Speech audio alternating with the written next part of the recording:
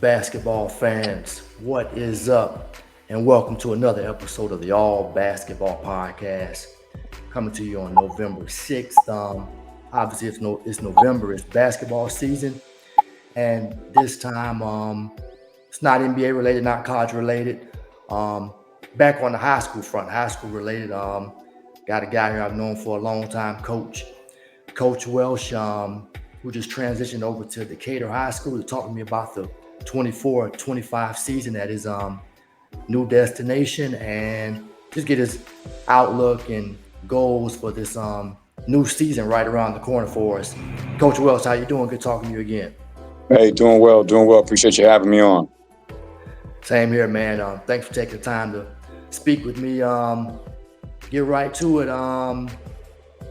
Said 13 years at Langston. Now you're at Decatur High School.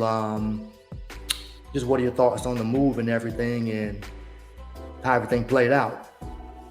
Yeah, first of all, it was a big transition. It was a big decision to be made. A lot played into it. It was a little bit more than just basketball related. This decision for me to step away from Langston, where I had been for a very long time, was more or less a family decision. I live literally 4.5 miles from Decatur High School. So me transitioning over here literally cut my commute time into like a fourth. I live right behind the Atlanta Zoo and like the Ormwood Grant Park, community, East Atlanta community. And I always wanted to get just a little closer to home. And so when the opportunity presented itself here at Decatur, I threw my name in the hat, and it's been very functional for my family coming on board over here. Oh, okay. So with all that, well, I guess that pretty much led to the decision. So when did you kind of know that your time might be up at Langston? Yeah, the last couple of years, I have been kind of just exploring various opportunities. And my main objective was I wanted to get closer to home. That was one of the big deals for me. I have 3 small children, me and my wife, and just flying all over Metro Atlanta, trying to get from one gym to the next. And, most of those games, were on either the west side of town, like very far distance from where we live. So it made it a burden for my family to get to some of the games, especially like the Tuesday week games, weeknight games. So, getting closer to home, was always something on the radar for me. And then I'd been at Langston for a long time. So, a new challenge, was kind of a motivating factor as well.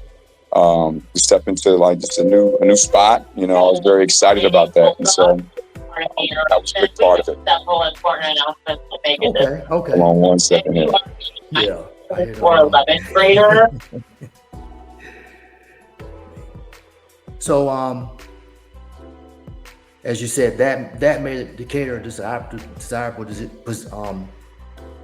a desirable destination, alliteration of Jesus. But before I move on, I want to get off of Langston. Mention to folks who don't know, 2 state titles there, 2017, 2018. Landers Nolly was your one of the best players to come out of Langston. Got you guys back-to-back titles. He's not, like you say, he's not playing overseas. Great that he's still playing ball and everything. But as far as Langston, 21-9 last year, good record. What do you have to say about just that, your final season there, about how everything went?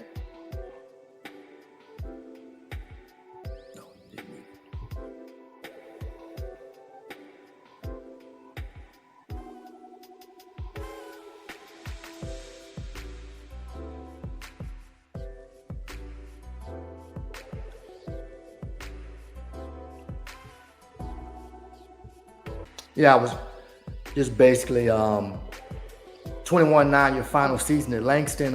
What do you have to say about how things wrapped up there, and a good season, looking from the record and everything? You guys went to the playoffs. Just what do you have to say about your final run there? I mean, it was a good year for us. 21-9. Second place finish in the region to Alexander, who's been pretty stout the last couple of seasons.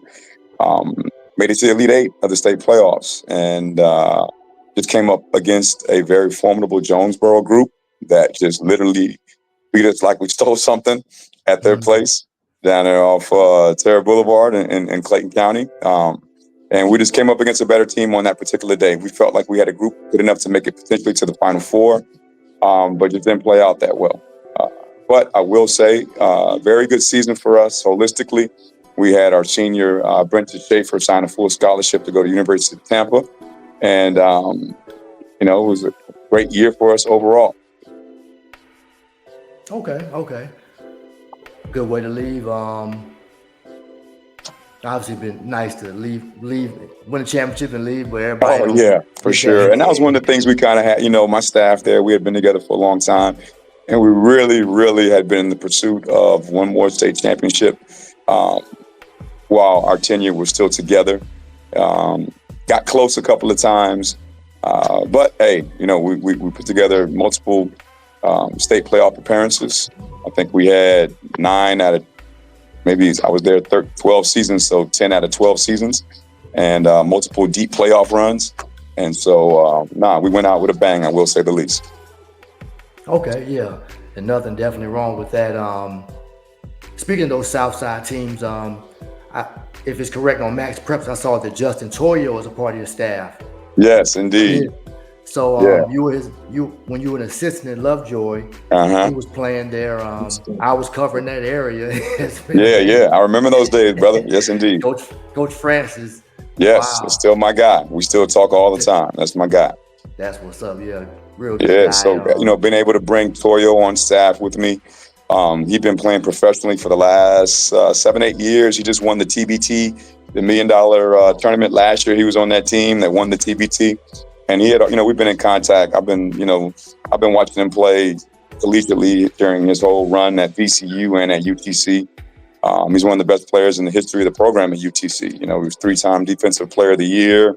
He's the all-time shot block leader, not only for the school, but also for the SoCon.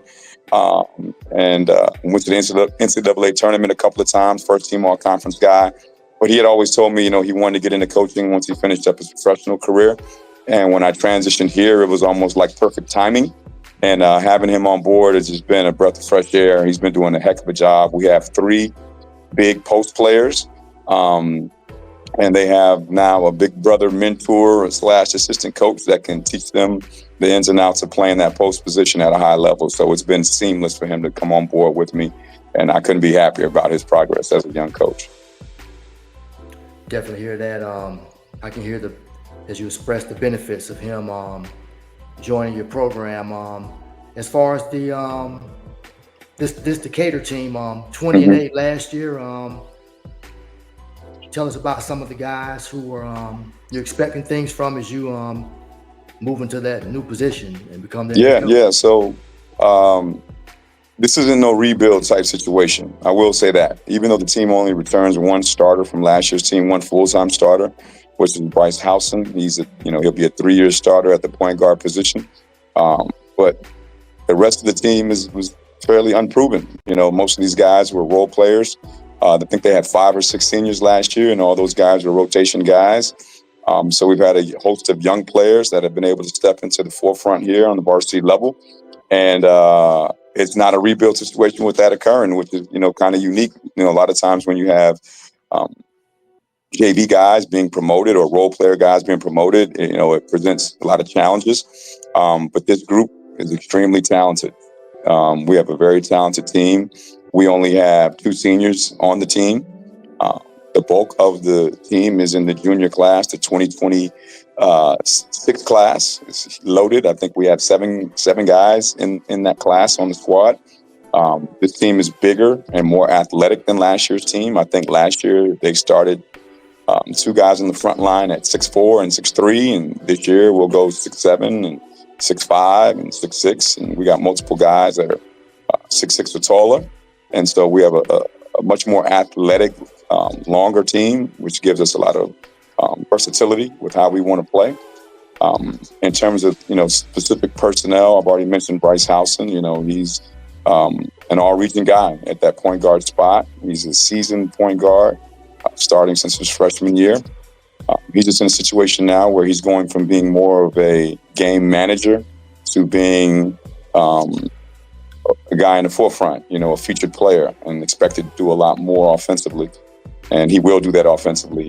He's been able to put the ball in the hole from all three levels. I mean, he can shoot the three, he can penetrate and finish, he can knock down mid-range shots. But his ability as a point guard and as a setup man and the ability to make other guys around him better is what sets him apart. He's a true point guard, so I don't have to teach him how to play the position. I just got to, teach him our system, which he's already got a good handle on with me taking the job in the summer. So we've had a lot of, familiarity from what we introduced in the summer to what we're doing now during the season. So he's one of the main guys. The next guy who I think is going to blow like nitro is going to be Jason Wellborn. He started some games last year, was a role player as a sophomore, playing the wing position. He's pound for pound one of the most athletic guys in the state. But even bigger than that, his game has really blossomed in terms of what he can do with the ball in his hands, creating his own shot, and shooting the three. He's one of the most stout defenders I've ever coached at the two position. Normally, guys who play the two guard position, they're accustomed to putting the ball in the hole, and they might not always be as enthusiastic about stopping the other two guard from putting the ball in the hole. But he's not built like that. I really liken him to Avery Bradley, that played in the league for a while. An athletic guy that can score a little bit, but really brings it on the defensive side, and that's his game. So he's going to be in an all-region conversation. I've probably, if I had to, put my money on it, he'd probably be our leading scorer for the year. And then we have a couple other guys that have stepped into the forefront. Quintavious Strozier, who's another point guard who will play the combo position and the point guard position for us. Isaiah Lewis, who is a diverse forward who can shoot the three, play above the rim and defend multiple positions. And then we have a couple of new guys also, in the mix. We got a big fella, Eli Beard, who's a 6'7" center, who's extremely athletic and has great touch around the basket and can finish. And then we got another big fella, Isaiah Wright, who's about 6'7", almost 6'8", and he's only a sophomore. He's the class of 2027. He's going to play a big role for us this year on the back line.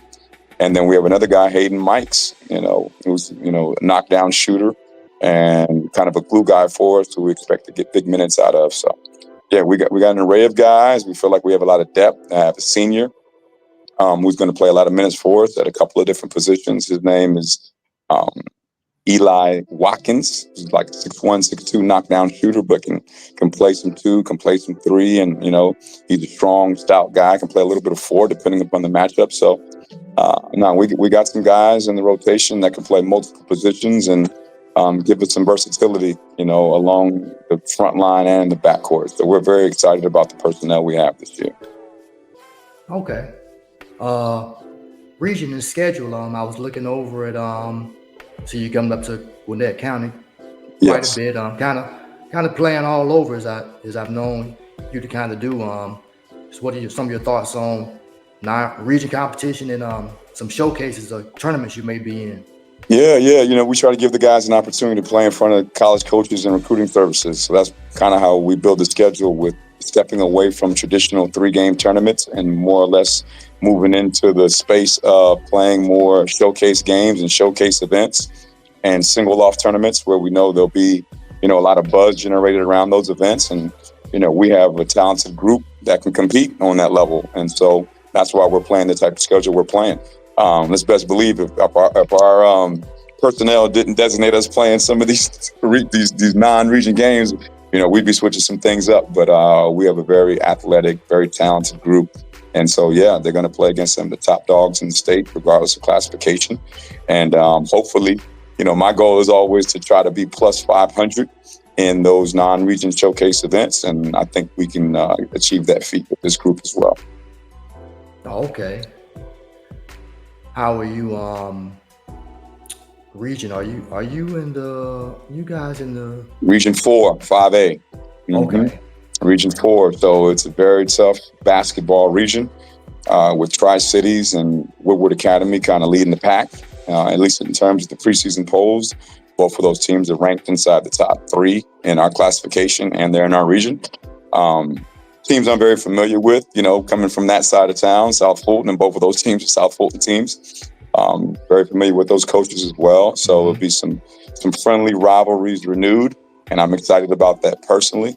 We also got Shiloh in our region, which is a very good team, a perennial state playoff team out of Gwinnett. And then we have a couple of DeKalb County teams that I think can sneak up on some folks with Arabia Mountain, Chamblee, and Dunwoody. So, it's a very legitimate league, and we're hoping that we can find a way to be one of the top 4 to come out of it when the state playoffs arrive. Oh, okay. I see you guys starting off the season against Paideia, and they went to the championship game, if I'm not correct, last year. Falling to Mount Vernon. Yes, Mount Vernon. correct. Yeah, Presbyterian. Yeah. Do you know if they have a lot coming back from that team, or? Well, they got a really elite guard. They got a really elite guard with the Harper kid, CJ Harper. I know he's a 2026 kid. Yeah. It's like he's been around forever, because he has been. And they returned a couple other starters on the front line, another guard in the backcourt. So they're a little bit of a smaller team. They have a lot of quickness out there, but Harper is definitely the one we got to key in on that. And you best believe we will do that. So we got them here next Tuesday to kick things off. And then, we come in right behind that on Thursday. We're going to play a Thursday night game simply because our football team is advanced to the state playoffs, and they'll be hosting Dutchtown in the first round of the state playoffs on November 15th. So we're going to play our second varsity basketball game on November 14th, a Thursday night, and that'll be at Alcovey High School, which will give us some good work. So we start off with those 2, then we move to Peachtree Ridge at their place in a non-region tip-off on that following Tuesday, which I want to say is the 19th. And just hit them ground running from there, 2 games a week until we get to the Thanksgiving break. Okay. Sounds real good. You're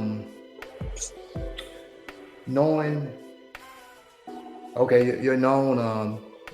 I hear people who don't know, you're the person who got things rolling, got the shot clock here in Georgia.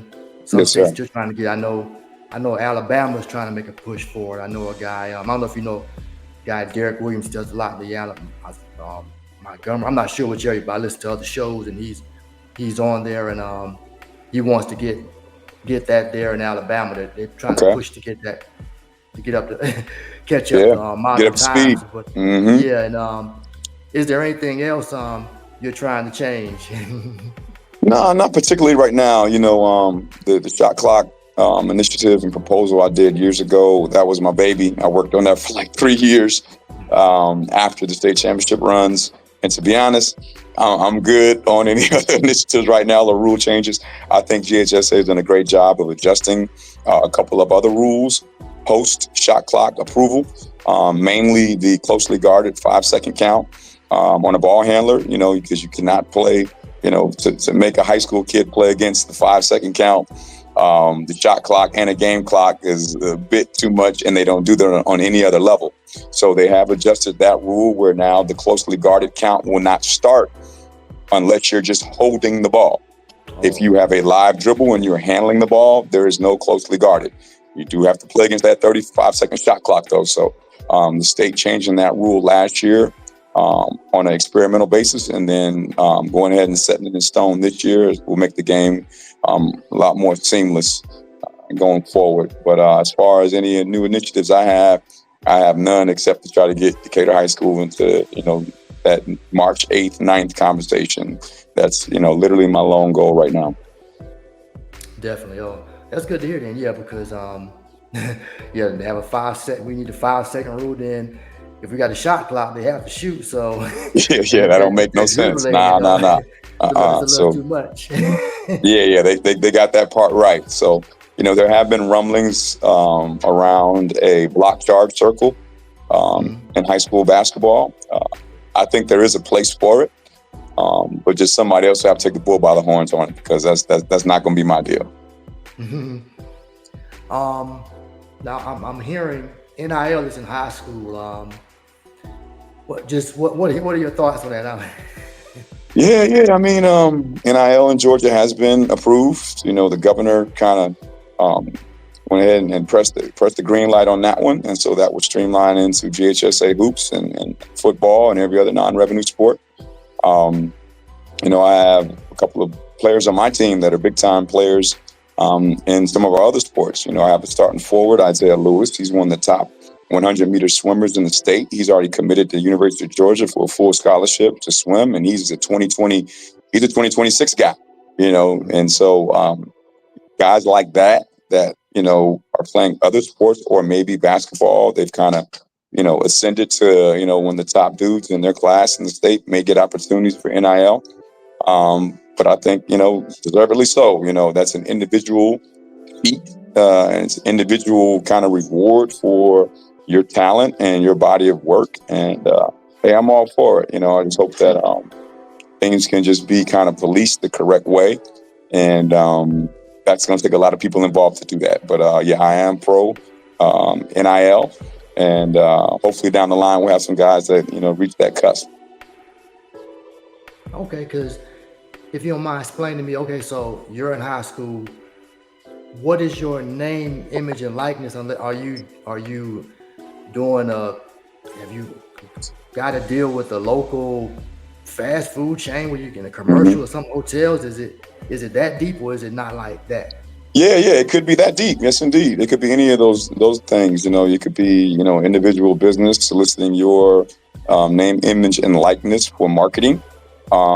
It could be a sports apparel company. It could be equipment. It could be a number of different things. So, yeah, any business has the ability to generate name, image, and likeness revenue to dedicate to student athletes, and it's just a matter of businesses want to jump on the ball with that. So yeah, anybody could get on it. They do have to go through some paperwork with the state to kind of make that happen, or at the school level, really. And yeah, it's out there. It's out there this year, and guys can start getting on it. Okay. Yeah, just like you said, I just hope to see it go well. That's a slippery slope for sure. Slippery slope, yeah, because sure. it just came to mind like, okay, not that that's a bad thing, but everybody needs money, and I definitely understand that. Don't get me wrong. But okay, now are we gonna start betting on high school games, like legit? I mean, that's gonna be on what's the FanDuel? Like, what's going? I don't know. I don't know if it'll get to that. Hopefully, it doesn't get to that point. I'm sure that's already taken place, like unofficially somewhere. But no, hopefully not in an official capacity. I don't think we need to take it to that point to be betting on high school sports, like, via betting services, So yeah. I'm hoping that, it doesn't get to that piece. We don't need nobody, taking the money, man, under the table. We don't need that. No, sir. We need to keep it. I know nothing is definitely not pure. I mean, we live in a world full of sin. I mean, stuff is crazy everywhere, and stuff is good also. But it's just like, some people see money, and biblically it says the love of money is the root of all evil. Yeah. Not money, just the love of money. And correct. When you start dealing with money, man, people, it changes things, and you see who people are. Come right back. Yes, indeed. You see who people are truly, and it's just they're trying on the higher levels. They're trying to keep it as uncorrupt as possible because they have. I just hate hearing these betting lines. I understand it a little bit, but I know everybody wants to get their piece of the pie. But I hate hearing about this. And you got professional players. Michael Porter Jr.'s brother got caught, and he's pushing, and he involved in betting, and then he's banned for life. Like, and other it's stuff. It's a dangerous tool. Dangerous tool. And I don't think our high school kids need to be, exposed to that level of it. Hopefully by the time they become adults and they play, or if they're a young adult and they have opportunity to play collegiate athletics or professional athletics, that they, kind of got the schooling behind it and the dangers behind it, and understand that that's a no-go. That's the one thing that's a no-go. It's just like a drug, and that's why, they take it just as serious as the drug. You know, it is addictive in nature, and it undermines everything that we stand for in terms of competition and giving it your best effort to, you know, for the greater good of the team. So, yeah, hopefully we don't have to cross those bridges anytime soon. Yeah, hopefully so. Hopefully so, definitely. Last question. Like you said, you were at Langston Hughes more than 10 years. Yeah. Now you're going to a new position. Just how have you processed that, and how are you Yeah. approaching that? Yeah, it's been different. You know, it's been different. Like everything's just been different. Like literally from how I enter the building, like to where I park at, my office. This is like I don't really have a real office right now. You know, I'm used to having a nice, cozy office with all my, you know, uniforms in there and keep a close eye on things. But you know, it's a different situation. I'm extremely, extremely delighted to be here. You know, I needed a new challenge. There is a challenge in front of me, and I have a really good basketball team. You know, I inherited a team that a lot of coaches, you know, wanted to inherit. And I just feel blessed to be in this situation. There's a ton of support here from our parents to our booster club, to our administration and just the community in general. And I love the community feel. You know, when I was in South Fulton, it was a little different just because, you know, you're splitting that South Fulton area between 4 or 5 different schools, you know, not even including the private schools. You know, here in City Decatur schools is very unique because it's just a niche area.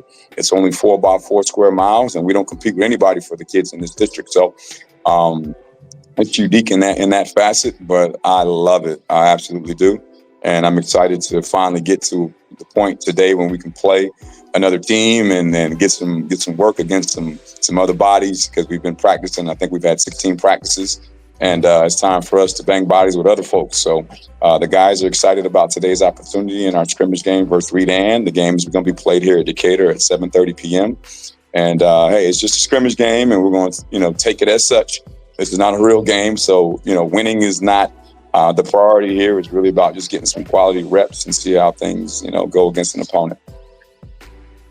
Definitely good to hear that you have a much desired job position and you got it. Congratulations on that. And I wish y'all Decatur luck and health and a good season. No doubt. We appreciate it. You know, I don't even like to talk about health because that can just derail a lot of things. So we're going to ignore that one. But yes, indeed, man, we just want to give it our best effort. Have the guys really come together chemistry wise day by day. And, you know, I always tell people Rome was not built in a day. It's going to take some time.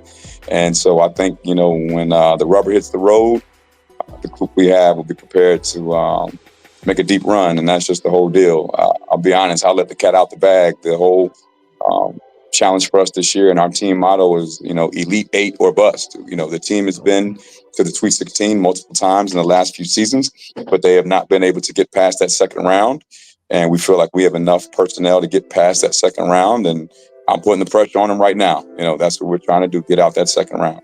But I will say until then, it's go Bulldogs. And I mean football. Our football team, you know, clinched that number 2 seed, and we host the first round game next week here on the 15th versus Dutchtown at 7:30. And so we need all our fans locked in on that and finish that one out as strong as possible and get to some good basketball once we wrap that up. Okay, good stuff. Okay, well, I appreciate you so much, Coach Welsh, and I'm pretty sure we'll be talking soon. But thank you for coming on the show today. My brother, I appreciate you, man. You let me know anytime you need me back on. I'd love to be on. No doubt. Thanks for having me. Thanks for coming on. All right. Take it Peace. Easy. Mm-hmm. And well, folks, that was Coach Welsh, the new coach at Decatur High School. Starting a new tenure, a new journey there, a new school. We wish them luck on this season. Like you said, their first game is next Tuesday. That would be the 12th at home against Paideia. Should be a good one. And once again, this is the All Basketball Podcast, previewing high school basketball here in the Atlanta metro area. If you haven't already, please subscribe on Spotify, Google, Apple Podcasts, iHeartRadio, and YouTube, or wherever you get podcasts. Once again, I'm your host, Maurice Dixon. Till next time, peace and be blessed in Jesus' name.